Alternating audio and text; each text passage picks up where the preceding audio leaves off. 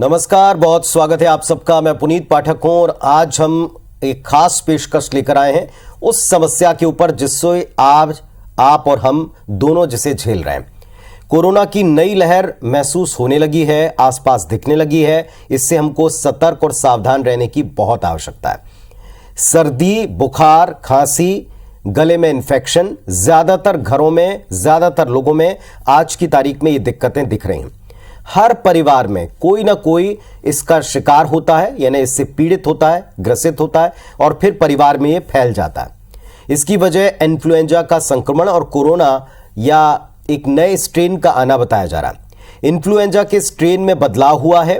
Corona का नया strain XBB.1.1.6 बड़ी तेजी से फैल रहा है। गनीमत यह है कि संक्रमण के बाद में इसका असर जो होता है वो जानलेवा नहीं है बल्कि हल्का है। ज्यादातर लोगों को फीवर नहीं आ रहा, कई लोगों को काफी तेज फीवर आ रहा है। एक्सपर्ट डॉक्टर्स की माने तो इस बार कोरोना बड़ी तेजी से फैलता है, यानी एक घर में बड़ी तेजी से प्रसार कर रहा है। एक दफ्तर में या आसपास किसी को हो जाए तो बड़ी तेजी से फैल रहा है। लेकिन इसका एक अच्छा पहलू यह है कि ये 2 से 3 दिन में, 5 दिन में ठीक भी हो जा रहा है, माइल्ड पड़ जा रहा है। अधिकतर लोगों को संक्रमण के बाद लक्षण नहीं दिखते हैं, यह भी एक बड़ी बात है। फीवर कई सारे लोगों को महसूस नहीं हुआ है। कुछ लोगों को जिनको फीवर हो रहा है उन पर भी इसका बहुत बुरा असर नहीं पड़ा है। घबराने की कोई बात नहीं है, लेकिन सजग रहना बहुत जरूरी है। मास्क को पहनना जरूरी है। भीड़ में जाने से अभी फिर थोड़ी दिनों तक बचना होगा। हाथ साफ रखना होगा। यह कोरोना महामारी का अंत भी हो सकता है, यह भी कई सारे ओपिनियंस हैं। ऐसे छोटे छोटे पीक, ऐसे छोटे छोटे उछाल जो हैं इस बीमारी को लेकर आते रहेंगे, लेकिन धीरे धीरे ये सीजनल इन्फ्लुएंजा की तरह हो जाएगा, यानी फिर किसी के ऊपर जानलेवा असर नहीं डालेगा। साथ ही डॉक्टर्स कोविड के प्रिकॉशन डोज भी लेने के लिए कह रहे हैं, क्योंकि जिसने भी प्रिकॉशन डोज लगवाया है उसको इन्फेक्शन या तो हुआ नहीं, अगर हुआ है तो बड़ा कमजोर हुआ है, और अगर इन्फेक्शन हो भी गया तो जल्दी चला गया है।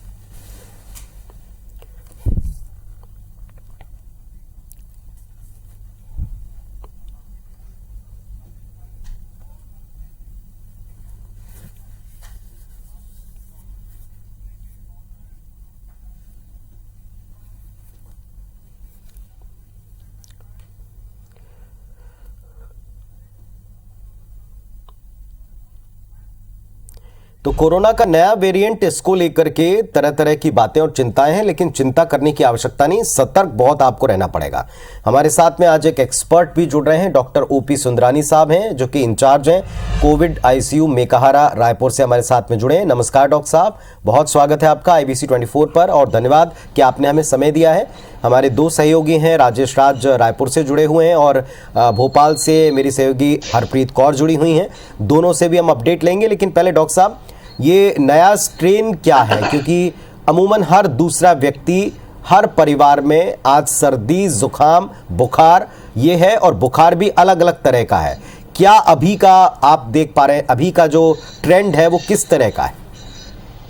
देखिए, स्ट्रेन से मतलब होता है कि वायरस का जो जीनोम होता है, जो जीन सीक्वेंस होता है, उसमें अगर माइनर से चेंज आ जाता है वो स्ट्रेन बदला हुआ कहा जाता है। तो ये किसी भी वायरस, केवल कोरोना नहीं, किसी भी वायरस का ये नेचर होता है कि समय समय पर उनमें म्यूटेशंस होते हैं जी, और म्यूटेशंस के बाद जो नया वैरायटी आता है उसे हम नया स्ट्रेन कहते हैं।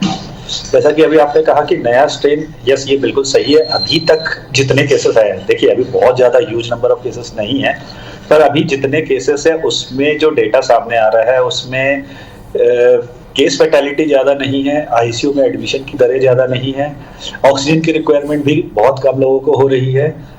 फैल जरूर रहा है बट माइल्ड सिम्टम्स के साथ, जिसमें सबसे कॉमन है बहुत ज्यादा बदन में दर्द, मांसपेशियों में दर्द, गले में खराश, सर्दी, जुकाम, कुछ लोगों को हाई ग्रेड फीवर जो बार बार आ रहा है, पर कुछ दिनों के बाद वो ठीक हो जा रहा है।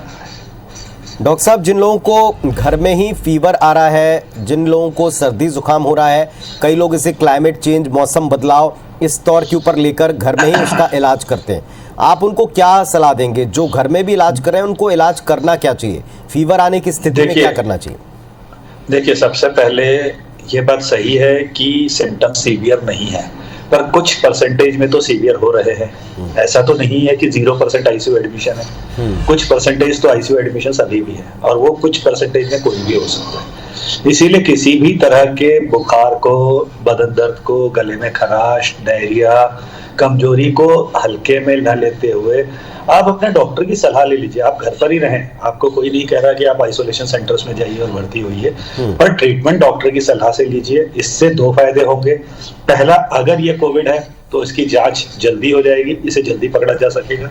दूसरा, अगर आपको पता चल जाता है कि आप कोविड है तो आप पहले से ज्यादा सतर्क हो जाते हैं, आपका कैजुअल एटीट्यूड चला जाता है। तीसरा, आप क्योंकि अपने आप को आइसोलेट करते हैं तो आप अपने घर वालों को भी प्रोटेक्ट करते हैं डिजीज फैलने से, अपने बुजुर्गों को भी बचा लेते हैं और सोसाइटी में भी फैलने नहीं देते। तो डॉक्टर की सलाह तुरंत लेनी चाहिए। जी चलिए, कुछ मिथ भी हैं जो हर बार की तरह, हर लहर की तरह अब की बार भी चल रहे हैं। जैसे एक सबसे बड़ा मिथ तो यही है, लोगों को पता है, ये लोग कहने लगे कि हमें मालूम है कि अब की बार में क्या दवाइयाँ लेनी है, हमने जो पिछली बार ली थी वही लेंगे। ज़रा उनके बारे में भी डिटेल हम आएंगे, लेकिन पहले राजेश के पास चलते हैं। राजेश, क्या स्थिति छत्तीसगढ़ की इस वक्त कोविड को लेकर?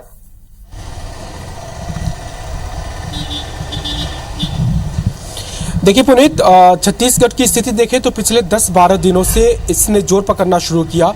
पिछले 8 दिनों में देखेंगे तो जो एक्टिव मरीज है पूरे प्रदेश में अभी फिलहाल 1400 के करीब है, और जो संक्रमण दर है यानी हर 100 टेस्ट में अब 14 मरीज करीब पॉजिटिव निकल रहे हैं।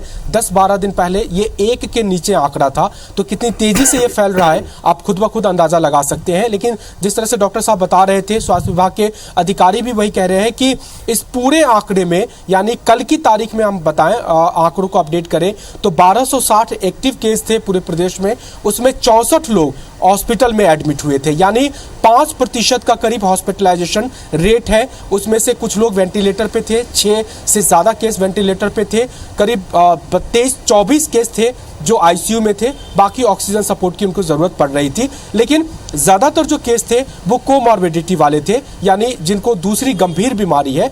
और एक बात जो निकल कर के सामने आई कि अभी कुछ केसेस हमें नज़र आए हैं जिसमें जो कोरोना से डेथ हुई या फिर वो बहुत गंभीर स्थिति में चले गए, उन्होंने कोई वैक्सीन नहीं लिया हुआ है। जब हमने बातचीत की तो पता चला कि वो वैक्सीन लेने से डर रहे थे, उनके मन में कुछ संदेह था, उन्होंने एक भी डोज नहीं लिया और कोमॉर्बिडिटी थी, अब उनको इन्फेक्ट हुआ। और जो एम्स में एक महिला की डेथ हुई थी टाटीबंध में, वो उन्होंने एक भी डोज वैक्सीन नहीं लिया हुआ था। कुछ जो डेथ हुई है उसमें पार्शियल था, यानी एक डोज लिया, सेकेंड डोज नहीं लिया, प्रिकॉशन नहीं लिया। तो इस तरह की भी लापरवाही सामने आ रही है, और यही वजह है कि स्वास्थ्य विभाग कह रहा है कि आप कम से कम बुजुर्ग हैं या कोमॉर्बिडिटी वाले हैं तो सतर्क जरूर रहिए। ये सच है कि ये जो नया स्ट्रेन है वो उतना ज़्यादा इम्पैक्ट नहीं डाल रहा है, लेकिन जैसा डॉक्टर साहब खुद बता रहे थे कि जो 5% का जो आंकड़ा है उनके लिए तो कुछ भी हो रहा है, वो आईसीयू में जा रहे हैं, वेंटिलेटर पे जा रहे हैं, और खास करके जो बुजुर्ग हैं तो उनको बहुत सावधान रहने की ज़रूरत है। एक चीज़ और अपडेट कर दूं पुनीत,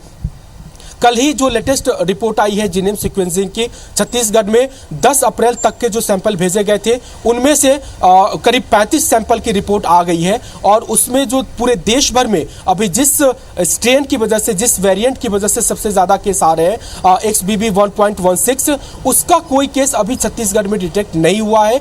एक केस आया था, वो कोलकाता में आदमी पॉजिटिव हुआ था, चूंकि वो छत्तीसगढ़ का था तो वो आंकड़ा छत्तीसगढ़ में आ गया है। तो स्वास्थ्य विभाग ये कह रहा है कि चूंकि नॉर्मल स्ट्रेन है, वायरल का भी सीजन है, तो जो एक दूसरे को ज्यादा इंपैक्ट डाल रहा है, ज्यादा इन्फेक्ट कर रहा है, उसके चलते ये ज्यादा केसेस आ रहे हैं। लेकिन जो डेंजरस या खतरनाक वेरिएंट हो सकता है वो फिलहाल अभी छत्तीसगढ़ में उसका वैज्ञानिक प्रूफ नहीं मिला है। विभाग यही कह रहा है कि आप सतर्क रहिए, भीड़ भाड़ से बचिए, कोमॉर्बिडिटी वाले हैं तो ज्यादा सतर्क रहिए, और कुछ भी लक्षण दिखे जैसा डॉक्टर साहब भी बता रहे थे, टेस्ट कराइए। आपको होम आइसोलेशन में रहना है, होम आइसोलेशन में रहिए, नहीं ठीक होते हैं 2 दिन में तो आप जरूर हॉस्पिटल जाइए, डॉक्टर से मिलिए। जी चलिए, तो जाहिर है कि ये जो इस वक्त की स्थिति है आप इसे हल्के में ना लें, क्योंकि जो हल्के में ले रहे हैं उनको ये चीज बाद में जाकर के काफी पछतावे के तौर पर यह भारी पड़ रही है। लेकिन जिन लोगों ने शुरुआत में प्रिकॉशन ले लिया उनके लिए यह सहूलियत आगे जाकर दिखाई पड़ेगी।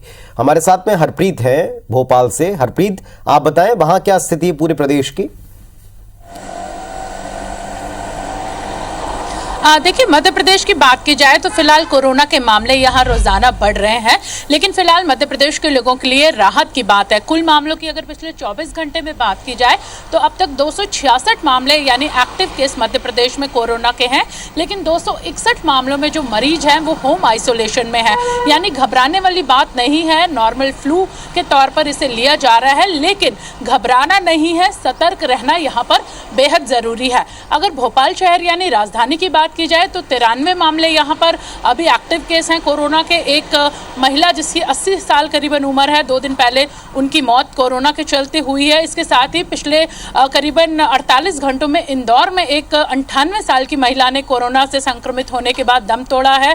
हालांकि मल्टी ऑर्गन फेलियर उन्हें हुआ है और भी कई गंभीर उन्हें बीमारियां थी, लेकिन मौत की वजह उनका कोरोना बना है। तो फिलहाल सतर्क रहने की बहुत ज़्यादा ज़रूरत है। इंदौर यानी आर्थिक राजधानी की बात की जाए मध्य प्रदेश की तो यहाँ पर 55 एक्टिव मामले हैं। इसके साथ ही ग्वालियर में 20 मामले हैं। जबलपुर की बात की जाए 24 मामले जबलपुर में हैं।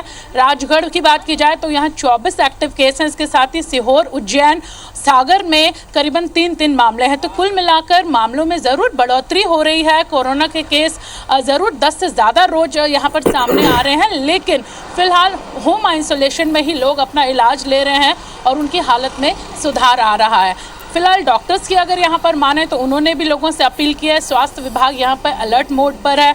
मॉक ड्रिल करके आने वाले समय में तमाम इंतजाम पहले से ही मुस्तैद कर लिए गए हैं और डॉक्टर्स ने भी लोगों से अपील की है कि अगर सर्दी, खांसी या फिर जुकाम है तो घर पर इलाज ना करें, इसे नॉर्मल फ्लू ना समझें। ये कोरोना हो सकता है, इसकी जाँच करवाएं, डॉक्टर के पास जाएँ, घर के इलाज के बजाय डॉक्टर की सलाह लें और 3 से 5 दिन में ये फ्लू यानी कोरोना ठीक हो रहा है। तो कुल मिलाकर मध्य प्रदेश में मामलों में ज़रूर बढ़ोतरी हो रही है, लेकिन होम आइसोलेशन में ही मरीज यहाँ पर ठीक हो रहे हैं। तो कुल मिलाकर वही बात कि घबराना नहीं है, लेकिन सतर्क रहना बेहद जरूरी है। चलिए, तो ये मध्य प्रदेश की स्थिति थी जो हरप्रीत हमको बता रही थी और वो भी ये कह रही हैं कि डॉक्टर्स का कहना है कि आप घर पर बैठ करके अकेले इलाज ना करें, एक बार डॉक्टर से कंसल्ट अवश्य करें। और हमारे साथ एक और एक्सपर्ट डॉक्टर अंशुमान कुमार जी, स्वास्थ्य नीति के एक्सपर्ट, कैंसर सर्जन, दिल्ली से जुड़ गए। नमस्कार डॉक्टर साहब, बहुत स्वागत है आपका IBS24 पर। ये जो नया स्ट्रेन है और इस समय जो हर कोई सर्दी, जुकाम, थ्रोट इन्फेक्शन, फीवर, इन सब से गुजर रहा है, इसको लेकर आप क्या देख पा रहे हैं? किस तरह का ये अभी चलन चल रहा है? बहुत से लोग कह रहे हैं कि ये वायरल का अटैक है, बहुत से लोग कह रहे हैं कि ये अप एंड डाउन है जो टेम्परेचर का, उस वजह से। जी, जो नया सब वेरिएंट है XBB 1.16, ये सब वेरिएंट जरूर है, लेकिन ओमिक्रॉन का ही वंशावली का एक हिस्सा है। कोई नया स्ट्रेन नहीं आया, नया वायरस नहीं आया, इसलिए हरप्रीत बिल्कुल सही कह रही थी, इससे घबराने की जरूरत नहीं है। दूसरी जो बात है कि नॉर्मल कॉमन फ्लू, जिसको H3N2 अभी इन्फ्लुएंजा वायरस आया था, और सीजन बदलाव होने, मौसम बदलने के कारण मौसमी बुखार जिसको कहते हैं, उसका भी इसी समय प्रकोप बढ़ा। आमतौर पे जैसे कोविड के केसेज जब पीक पे आ रहे थे तो अन्य बीमारियों के इलाज के लिए जब मरीज अस्पताल आ रहा था दिल्ली जैसे शहरों में, तो उसका RT-PCR टेस्ट किया जा रहा था, जो कि बंद कर दिया गया था इन दिनों। अभी जब केसेज फिर से बढ़े हैं तो कॉमन फ्लू का भी आ रहा हो, या मौसमी बुखार का आ रहा हो, या हड्डी या ट्रॉमा या रोड एक्सीडेंट या कैंसर का मरीज भी जब इलाज कराने आ रहा हो तो RT-PCR टेस्ट हो रहा है। इसलिए टेस्टिंग भी बढ़ गई है। एसिम्प्टोमेटिक केसेज ज्यादा डिटेक्ट हो रहे, जिसके कारण नंबर आपके बढ़े दिख रहे हैं। मौसमी बुखार या कोविड के साथ इन्फ्लुएंजा का मिक्सचर होना, मलेरिया, डेंगू का मिक्सचर होना, ये मिक्सचर ऑफ बुखार है। इसलिए ऐसा कहना कि ये लहर है, वेव है, बिल्कुल गलत होगा। ये एंडेमिक स्पाइक है, हर वायरस के साथ होता है, फ्लू के साथ भी चलता रह रहा है, कोरोना के साथ भी चलेगा, आगे भी चलेगा। इसलिए वैसे घबराने की जरूरत नहीं है। क्यों?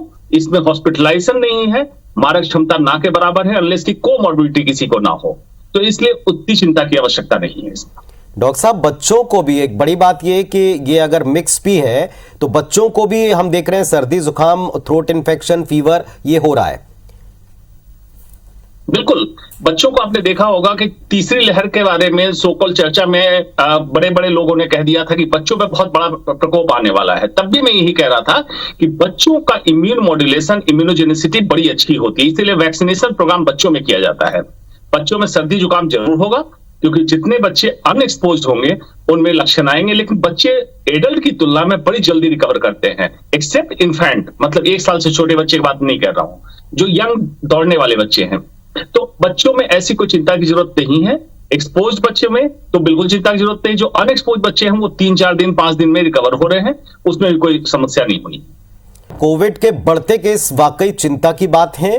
कोविड के बढ़ते केस से आपको हमको कितना अलर्ट और कितना चिंतित होना चाहिए, नए स्ट्रेन को लेकर के जो कुछ भी आप सुन रहे हैं वो कितना सही है, इसी पर हमारा ये स्पेशल बुलेटिन है जिसमें 3 एक्सपर्ट डॉक्टर हमारे साथ में जुड़े हुए हैं। डॉक्टर ओपी सुंदरानी साहब हैं, वो हमारे साथ में अभी जुड़ के बता रहे थे कि आपको घबराना नहीं। डॉक्टर अंशुमन कुमार सर हैं, जिनसे हमने जाना है कि अभी बच्चों के बीच में भी अगर ये बीमारी दिखती है तो आपको घबराना नहीं है। डॉक्टर विकास मिश्रा जी पल्मोलॉजिस्ट भोपाल से हमारे साथ में जुड़ गए। डॉक्टर मिश्रा, बहुत स्वागत है आपका IBS 24 पर। सबसे बड़ी बात यह कि आपका किसी भी तरह का फ्लू हो, किसी भी तरह का बुखार हो, किसी भी तरह की प्रॉब्लम हो, खांसी बहुत लंबे समय तक रुक जाती है, टिक जाती है, गला आपका ठीक नहीं होता और खांसते हैं तो एकदम घड़घड़ाहट वाली खांसी आती है, लोग बेहद घबरा जाते हैं, उनको लगता है कि उनका फेफड़ा गया। क्या कहेंगे आप?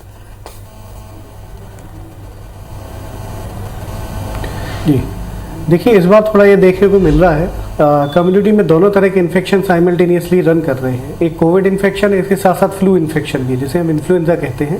बीच में STN2 के कुछ केसेस भी आए थे जिनको एवेल्युएट किया गया था। इस बार ऐसा देखा जा रहा है कि फीवर जल्दी सबसाइड हो जाता है, लेकिन कुछ दूसरे सिम्टम्स हैं वो थोड़े लंबे ड्यूरेशन तक चलते हैं, तो उसमें घबराने की आवश्यकता नहीं है। कुछ सिम्टोमेटिक ट्रीटमेंट आप ले सकते हैं।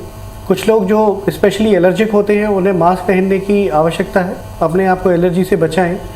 समय रहते 10-15 दिन तक खांसी जो आपकी रहती है वो ठीक हो जाती है।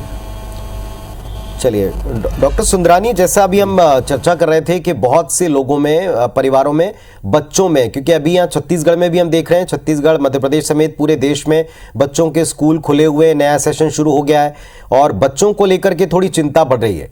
क्या डॉक्टर्स को या डॉक्टर्स की तरफ से आम लोगों को आप कहेंगे बच्चों के मद्देनजर? देखिए, जैसा कि अभी डॉक्टर साहब ने बताया कि बच्चों में सीवियर सिम्टम्स नहीं होते और अभी तक भी जितनी भी वेव्स आई कोविड में, फॉर्चुनेटली बच्चों को बहुत नुकसान नहीं हुआ। जरूरत है तो केवल सावधानी की। सावधानी 2 लेवल्स पे रखनी है।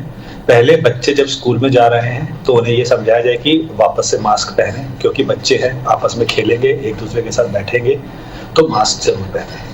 दूसरी जरूरत है, अगर हमारे बच्चों को सर्दी खांसी या बुखार हो तो कुछ दिनों के लिए हम उन्हें स्कूल भेजना अवॉइड करें, अपनी रेस्पॉन्सिबिलिटी समझते हुए कि बच्चे को फीवर है, सर्दी है, खांसी है, better not to send him to the schools. Doctor को देखा है, टेस्ट करा ले, नेगेटिव आता है बिल्कुल स्कूल भेज। तीसरा, बच्चे बाहर से इन्फेक्शन लेके घर आ सकते हैं अगर वो स्कूल गए हैं, अगर वहां उनका कोई कलीग, कोई फ्रेंड इन्फेक्टेड है, वहां से इन्फेक्शन लेके आ रहे हैं, तो आते ही वो घर पर वो इन्फेक्शन अपने दादा दादी या नाना नानी को दे सकते हैं जो कि कोमोर्बिड होंगे। हमें वो इन्फेक्शन हो जाए, हमें वो नुकसान नहीं होगा क्योंकि हमारी इम्यूनिटी अच्छी है। अभी इन पिछले कुछ समय से जो भी कोविड में कॉम्प्लिकेशंस हो रहे हैं वो सिर्फ ओल्ड एज और कोमोर्बिड पेशेंट्स में ही हो रहे हैं, जो पहले से बीमार है, किडनी के पेशेंट्स है, डायलिसिस पे, कैंसर के पेशेंट्स हैं। तो अगर घर में बुजुर्ग है तो हम ये कोशिश करें कि ये एंश्योर कर लें कि अगर बच्चा दादा दादी के साथ बहुत अटैच्ड है, बहुत क्लोज रह रहा है और अगर वो स्कूल भी जा रहा है तो बच्चे में अगर जरा भी सिम्टम है तो बच्चे को दादा दादी से भी आइसोलेट किया जाए। इस तरह से हम ये डिजीज स्प्रेड होने से रोक सकते हैं। जी डॉक्टर अंशुमन, बुजुर्गों को लेकर के हर घर में चिंता है और जैसा भी डॉक्टर सुंदरानी बता रहे हैं कि चूंकि बच्चे स्कूल आ जा रहे हैं, हम लोग सब अपने अपने कामों में बिजी हैं, हर घर में जो बुजुर्ग मौजूद हैं उनके साथ में क्या कोई प्रिकॉशनरी डोज इस समय जिनको लग चुकी है, जिनको 3 डोज लग चुके हैं, इसके बाद भी आप सजेस्ट करते हैं कि उनको और एक 4थी डोज लगनी चाहिए या उनको प्रिकॉशनरी कुछ मेडिसिन दे के रखना चाहिए?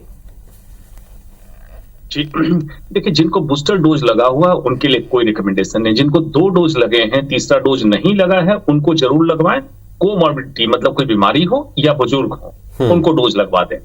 प्रिकॉशन मेडिसिन की कोई आवश्यकता नहीं है। जरूरत क्या है, देखिए, कोरोना की लड़ाई या कोई भी वायरस की लड़ाई आपके इम्यून सिस्टम इंटरनल बॉडी के अंदर है और बाहर से एक वायरस है, इसके बीच की है। तो लड़ाई में कौन जीतेगा? जो मजबूत होगा। अब कोरोना 2020 में जब आया तो उम्मीद ये थी कि लोग जीवन शैली अपनी ठीक करके अच्छे हो जाएंगे और सेम बुजुर्ग में भी है। बुजुर्ग में इम्यूनिटी डाउन होती है, तो अगर उनको एक खान पान पे ध्यान दें, उनके जीवन शैली को ठीक करें तो उनकी बेहतरी होगी, स्वास्थ्य की बेहतरी होगी और उनको लड़ने में आसानी होगी। हमें ये करना है, मेडिसिन का सहारा नहीं लेना है। बेवजह एंटीबायोटिक चल जाती है, एंटीवायरल चल जाता है और पिछले कुछ समय पहले तो एंटी मलेरिया भी चला था, वो बिल्कुल अनसाइंटिफिक डाटा था। तो ये नहीं करना है। क्लियर कट इंडिकेशन है, लाइफस्टाइल ठीक करें, अपने आहार व्यवहार और विचार पे काबू करें, ये जरूरी है, रादर देन मेडिसिन पे आप रिलाई करें। डॉक्टर विकास मिश्रा जी, पलमों के हिसाब से आपको क्या लगता है बुजुर्गों के लिए और स्पेशली जो घर में महिलाएं हैं जो अपनी सेहत के ऊपर आज भी उतना ज़्यादा फोकस नहीं होती हैं, इस दौर में आप इन दोनों वर्गों को क्या सलाह देंगे? उन्हें क्या करना है? उन्हें किस तरीके से अपने चेस्ट का, अपने सेहत का ख्याल रखना है?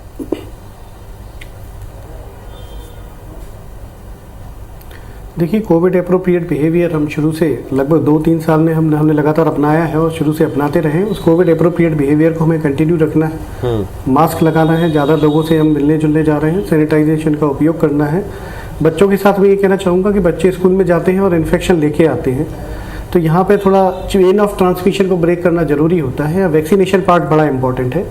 बच्चों में भी वैक्सीनेट कराना चाहिए, फ्लू वैक्सीन भी इनको देना चाहिए। एल्डरली पेशेंट्स हैं जिन्होंने वैक्सीनेशन नहीं किया तो दे मस्ट बी वैक्सीनेटेड।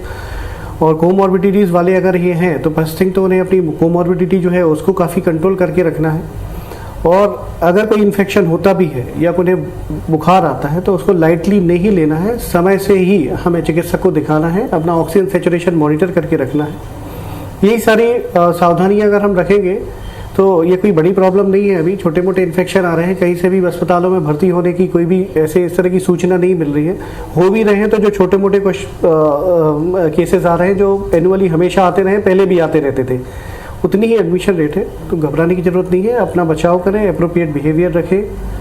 और जैसे ये आगे आने वाले समय में सुनने में आ रहा है कि 1-2 हफ्ते के बाद ये केसेस वापस से काफ़ी कम होना शुरू हो जाएंगे। पहले ये पेंडेमिक था, अब ये एंडेमिक हो चुका है, तो ये दूसरे फ्लू वायरसेस की तरह ही अब ये सीजनल ही रहेगा और हमेशा बीच बीच में इसके छोटे मोटे इन्फेक्शंस सिम्टोमेटिक ये होते रहेंगे।